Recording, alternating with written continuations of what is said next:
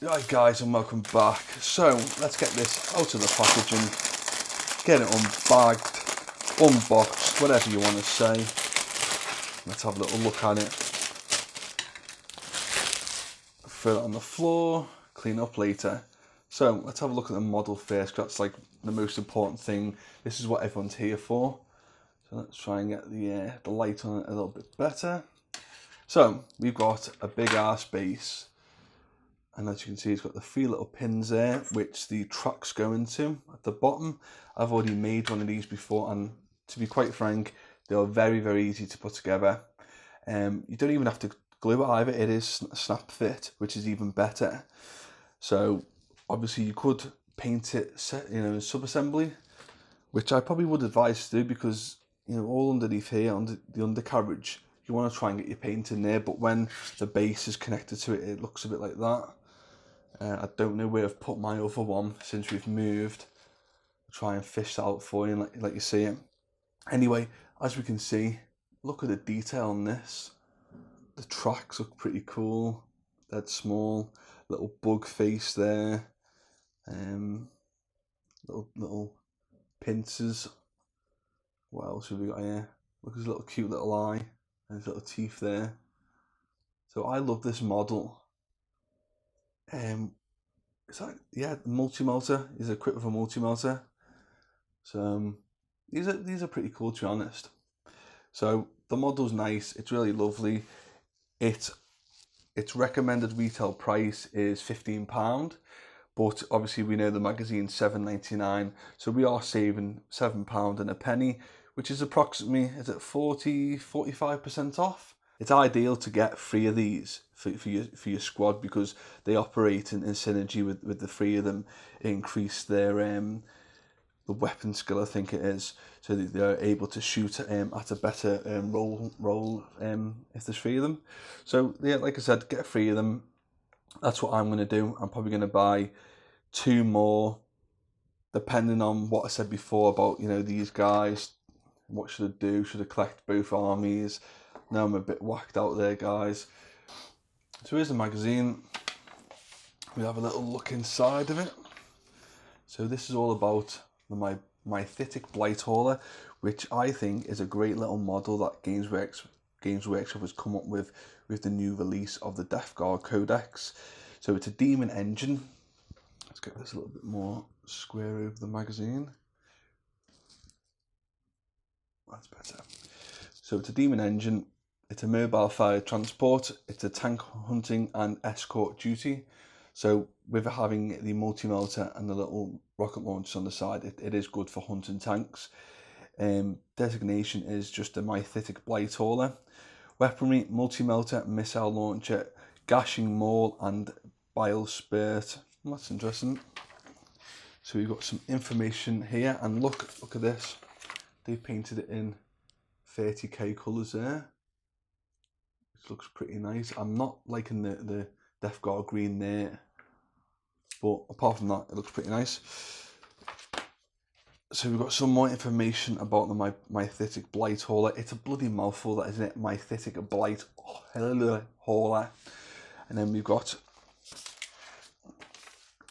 the weaponry loadout. So we've got a missile launcher, which is the weapon to the left of the model. To the right, we've got the multi-melter, which, as we know, deals a lot of damage. So it's best to hunt tanks with that, or special characters.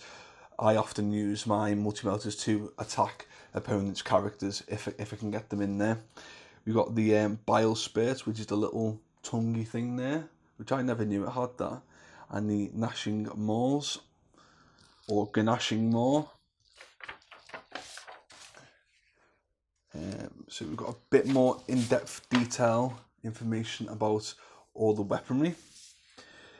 A little bit of a story now. So the raid on Relthor Prime. So it's Plague Marines Blighthauler versus the Guardsmen. So Astra Militarum forces. So that'll be quite interesting to read about that.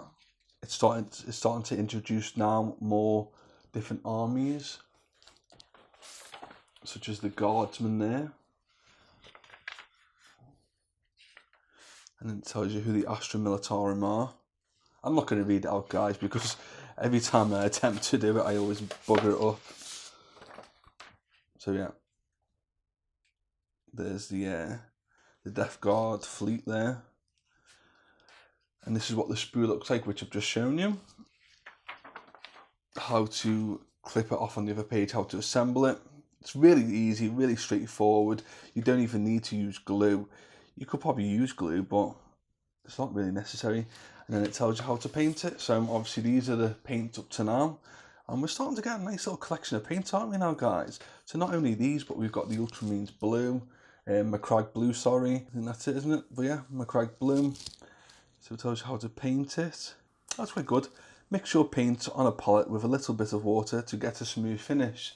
They are given little good bits of snippets of information there to help you become a better painter. So it's telling you to use Bugman's Glow. I don't like using Bugman's Glow for that type of rotted skin, unless we get a different layer paint in the future to layer over it. Which if we do, then obviously, yeah, by all means, Games Workshop, tell us to do this. I'm really intrigued to see what paints we are getting in the future. So how to do the gold and then the silver. It's a really nice model. I love it. And then we've got some vehicles on deck, some missions here. So we've got the Mythitic Blighthauler versus 3 Primaris Space Marines and a Librarian. I wonder how, I'm quite curious to know how this would fare against them, you know. It'd be quite interesting to find out. Ballistic skill 4+, weapon skill 4+, save is a 3, and then with a 5 of invulnerable save, which is quite handy. So it's got 8 wounds. See, I don't think that's going to survive. What's its toughness? Doesn't say toughness, does it? Interesting. Really, really interesting. So it tells you a multi-melter wound Space Marines on a 2+, and they do not get an armor save. If you cause a wound to the model, roll a d6 for damage. The multi-melter deals that many wounds to that model. So I've always said, guys, the information provided in this is fantastic for new beginners and also people who just want to refresh their memory on the rules and stuff. The only thing I don't like is this whole subscription and waiting 3 weeks, being 3 weeks behind. So there's some extra rules to incorporate once you've had a couple of practices with that. And then we get some aggressors, 3 aggressors and a Death Guard character, the Foul Blight Spawn. So I've got the codex, so I'll have to look him up. I can't remember his exact traits and stuff like that. But yeah, he looks pretty cool, doesn't he? Look at his face. Ugly sod. And then we've got the aggressors there. So guys, thanks for watching, and I'll see you soon.